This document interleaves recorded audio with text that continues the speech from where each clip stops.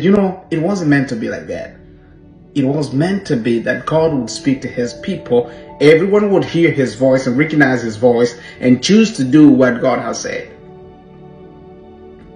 If you're a good Bible reader, and I'll challenge you to go look that verse, to look that story in the Bible. Actually, it's around Exodus, and I want you to comment down below and tell me if you've got that chapter. But it's about Moses. So Moses would go up to a mountain, go talk to God, and come back and deliver the message to the Israelites as they were journeying to Canaan from Egypt.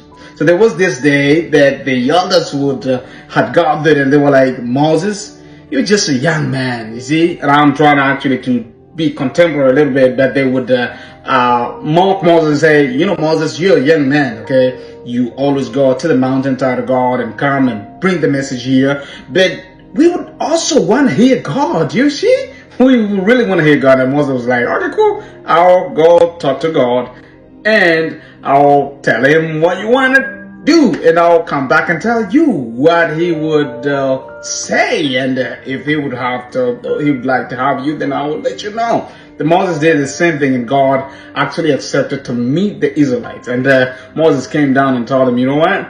Your God is ready to meet you. Would you like to prepare? And people washed their clothes, washed their feet, took the shower and all that. They were ready. People brushed their teeth, you know, something like that. Combed their hair, and they were ready to go to God and talk to Jehovah Jireh.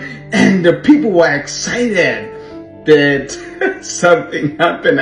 As they were on the way to the mountain, God came down, and there were thunder, there were earthquake, and everyone was shake. Everybody ran away. I want you to go to the Bible and search that verse, that chapter. Comment down below, and I'll tell you if you're right. And the point I'm trying to make here is that after sin, God would not want to talk to his people directly, because they were sinners, by the way, right? After all. But he used his special people, and Moses is one of them. But before Moses, there is a wonderful man that actually did set the standards of a prophetic ministry in Israel. And I'm actually talking about Samuel, one of the very amazing and miraculous child by the mother who had not had a baby for a long time. And when he came and prayed in a temple and the priest approached her, actually she was like, if I get a baby, I will give this baby to God. And that was Samuel. To cut the story short, you can go back and read all the stories in Kings, and you get all that, what I'm saying. But I'm gonna talk about when Samuel is in a position of hearing God's voice, because after her mother, I think I'll be fair to use this language, after her mother had donated him to the ministry, and he was serving alongside with priest Eli, then God appears to Samuel in the middle of the night, and Samuel's like, he thinks it's Eli who's talking to him without realizing that it's God who is talking to him. And you see, actually, when you read in Samuel, 1 Samuel chapter 3, all through around, you realize that Samuel runs to Eli and asks him if he was the one who called him. And Eli's like, no, I didn't call you. Go back to sleep, child. And he comes back, and the third time is like, oh, Eli realized, oh, he is in a temple. Somebody's calling him.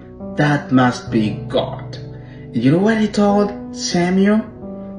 Go back to sleep, and when you be called, then there is a way that you should answer. Let me read this verse, which says, one night as he was falling asleep, he heard a voice calling out, and actually